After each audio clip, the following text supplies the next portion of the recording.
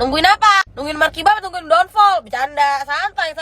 Ayo para rakyat jelata kita berkumpul dulu. Karena kan kita bukan anggota DPR. Anggota DPR kan gak mau disamain sama masyarakat atau rakyat jelata. Katakan masyarakat itu rakyat jelata kan. Jadi mari rakyat jelata kita ngumpul sini. Gak usah, kita gak perlu tunjangan, kita butuhnya Markibah. Yuk, duduk yang manis, duduk yang rapi karena ada cerita sialan kali ini. Ingat konten gue gak? Yang ibu-ibu kecanduan colok-colok ubi begitu. Sekarang kita versi dari bapaknya, say. Ini bapak sinting. Dia bilang begini ke gue. Ini mau gue bacain apa gue ceritain aja lah ya.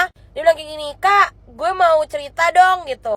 Terus gue gak gue balas karena dia ngechat gue cuma Kak mau cerita doang. Terus dia bilang, kata dia gini, gimana ya caranya biar gue berhenti untuk melakukan hal-hal seperti ini lagi. Pokoknya dia menunjukkan sesuatu tuh. Gue balas dong kayak, Om mohon maaf jangan panggil Kak, saya masih muda. Gue bilang begitu. Terus dia bilang, kata dia gini, saya waktu itu pernah ngegepin anak saya ngebaca cerita jorok ya kan, cerita BL. Dari situ saya jadi penasaran tuh, kata dia, apa sih yang anak saya baca ini? Karena waktu itu saya lihat tuh tangan dia tuh sambil kayak main-main ke miau-miaunya gitu, Kak. Dia bilang gitu. Walaupun dia mendalam selimut sih, jadi saya masih belum bisa memastikan apakah itu benar atau tidak. Terus pas saya cari tahu, saya baca.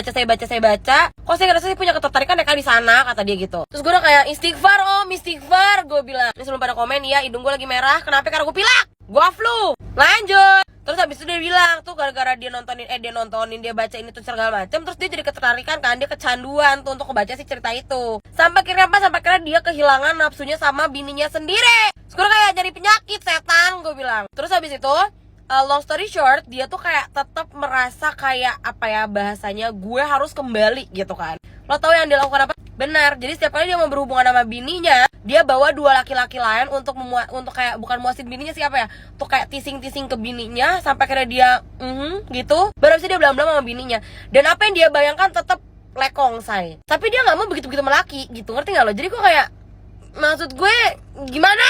Konsepnya gimana? Dan bininya juga udah kayak, ya udah iya aja, karena di satu sisi bininya juga ngerasa kayak anjing, gue nggak dapat kepuasan batin dari laki gue.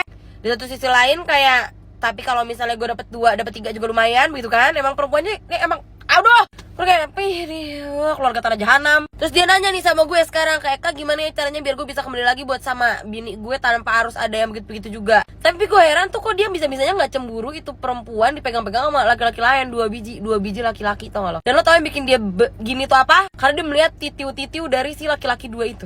Kayak maksud gue berarti lo kan gak nafsu sama badan perempuan lo, sialan, kenapa nggak lo coba belam-belam aja sama laki-laki? Siapa tau lo emang nafsunya sama laki-laki begitu. Terus dia bilang di sini kalau sebenarnya dia udah pernah coba, tapi dia emang nggak tertarik sama sekali. Bukan nggak tertarik apa ya, kayak nggak ada yang memacu dia untuk memakai si itu laki gitu, say.